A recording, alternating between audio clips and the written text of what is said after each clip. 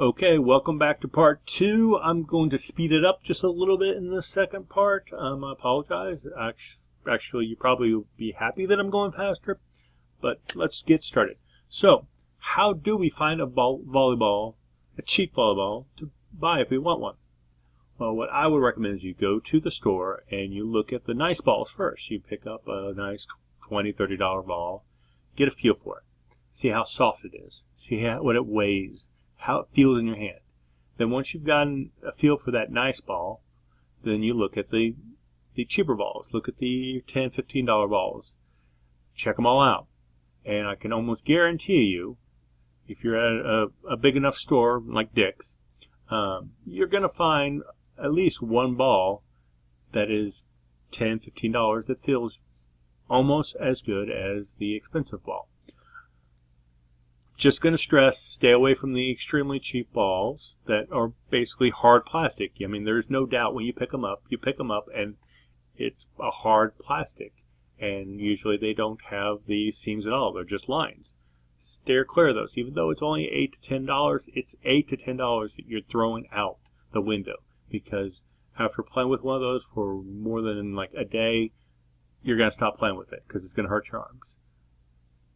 So now we're going to move on to what we call the upsell. The upsell are just going to be things that were basic needs, but I'm going to show you the better quality items out there, shall I say. I'm not trying to get you to buy the better quality items. I'm just trying to explain to you what makes them the better quality item, if that makes sense. So let's move into it pretty quickly here. Let's talk about volleyball shoes.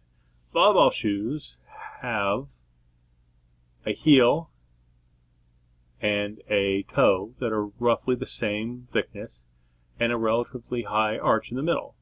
The reason being is that you do spend a lot of times on your toes, so that's why you need the bend in the shoes, but you still use your heel a lot too, so that's why it's like that.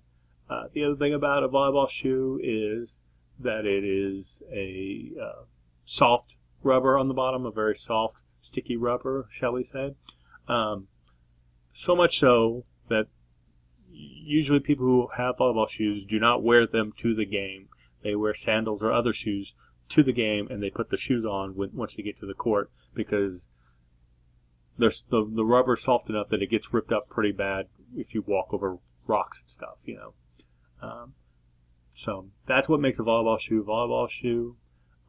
Once again, do not buy a volleyball shoe if this is your first year. You need to make sure that you want to play before you're willing to spend that kind of money. But once you decide you want to play, it might be worth it because they usually last longer than normal shoes if taken care of. What I would recommend, if you don't have sports shoes already, is to get a tennis shoe.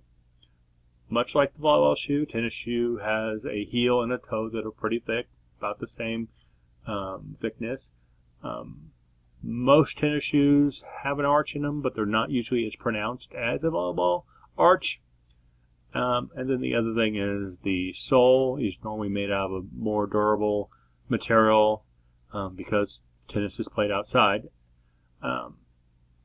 And because it's more durable, it also doesn't grip the court as much. So you're giving up some grip, but you're getting some durability in the sole. And usually you can get some tennis shoes cheaper than a volleyball shoe because a tennis shoe is less specialized, shall we say. The next shoe we're going to talk about is a basketball shoe. Like the other two shoes, the tennis shoe and the volleyball shoe, it is also got a sole that's is relatively uniformly thick. However, most basketball shoes I've seen do not have an arch in the middle. I'm guessing, because I'm not a big basketball player, I'm guessing it's because they don't have to go up on the toes and bend their foot like you would in volleyball. And also they have a high top, and the high top is to protect your ankle more, and in basketball you run a risk of hurting your ankle more than you do volleyball. And so I think that's why volleyball doesn't have the high top, is because they can save weight, and they'd rather have a light shoe that they can move quickly in and jump higher in than basketball shoes, which they really need the ankle support. So it will work. I'm not a big fan of basketball shoes on the court. However, that's just me. I've seen lots of people play volleyball and basketball shoes. The next shoe we're going to look at is a running shoe. Now, running shoes are pretty broad in themselves because different people run different ways and have different types of feet. You can see right here we have a running shoe that has no arch in it. And then we have a running shoe here that has a pretty pronounced arch in the middle.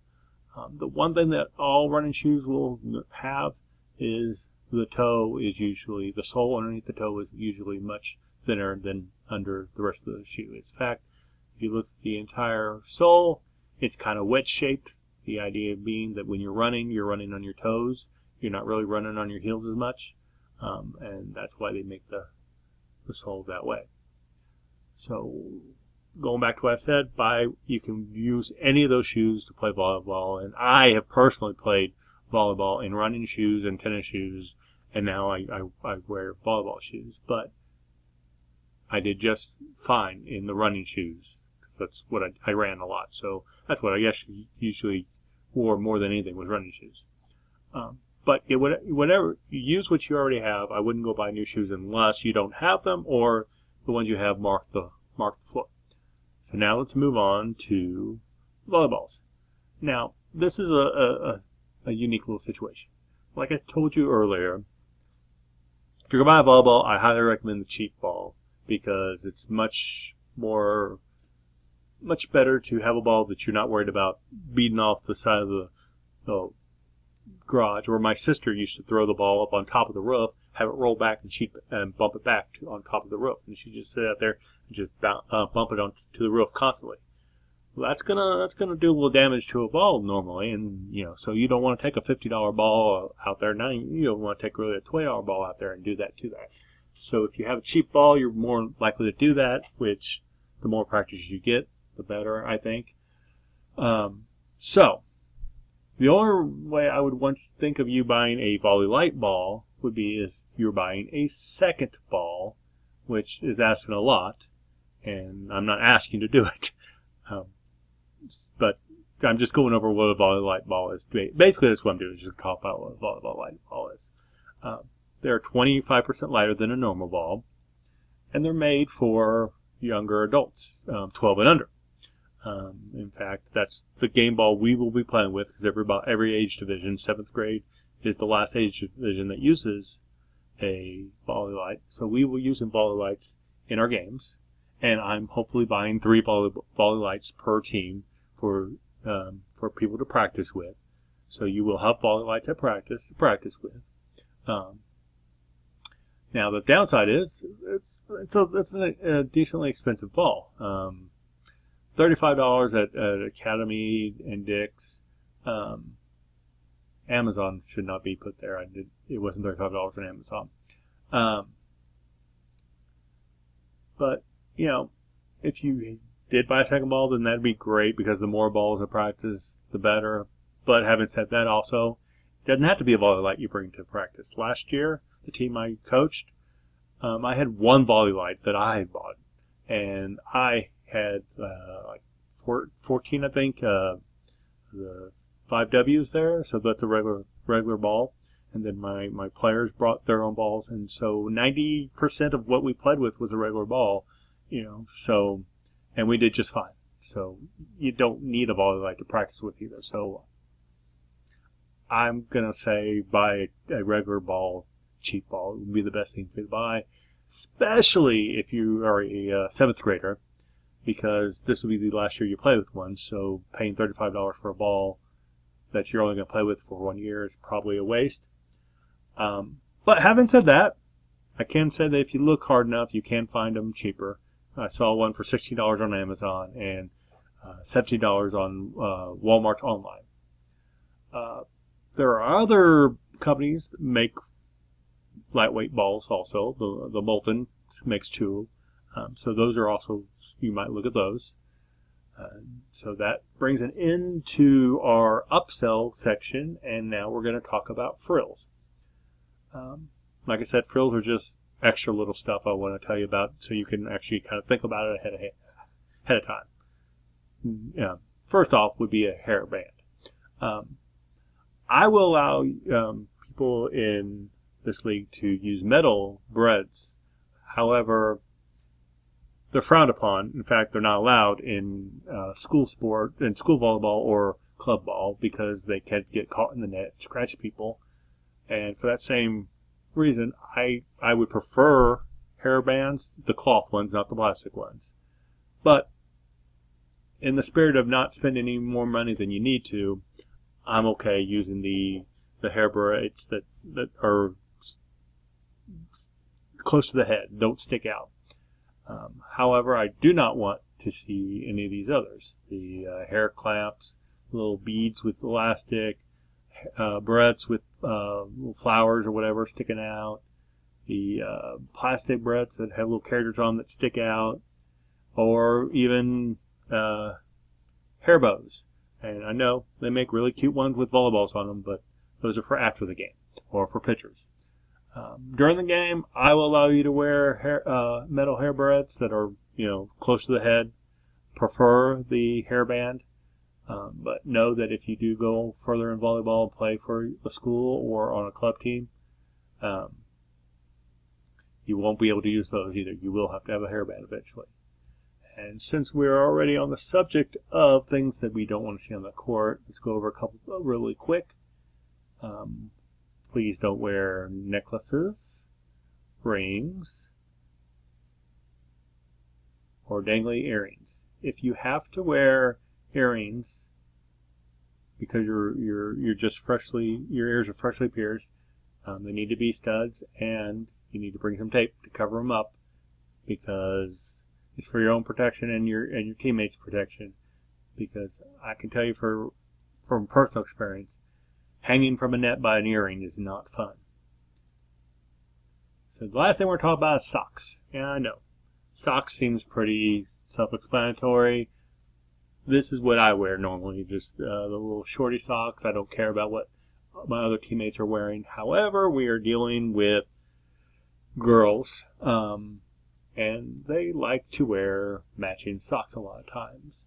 And while this doesn't make them play any better, it does foster some teamwork. They get along better. They bond. However, if you have any boys on the team, I've never seen any boys that want to wear these socks either, which is fine. I mean, if the girls all decide they want to wear some matching socks, the guys can still wear their shorty socks or whatever. Actually, I've seen one exception now, is in basketball. I've seen a lot of boys start wearing these socks with the numbers on the back. So maybe if you have boys on the team and they all want matching, maybe you'll get your numbers on your socks. I don't know. Like I said, that's a frill. And that's totally up to, once again, coach, player, and in the end, the parents, as whether or not you guys want to get matching socks or you just want to just wear whatever. I'm just telling you about it because it's a lot of times somebody does it and then another team sees it and go, ooh, we like those. So preemptive. You can know it's coming and prepare for it if you're going to say no or if you're going to go with it. Honestly, most socks are like $8 to $10. So if you get one mother or one parent who says I'm gonna take orders, and you order for the entire team, you can get every person get a pair for like $8. So that is that. I hope this was helpful, and you have a good day.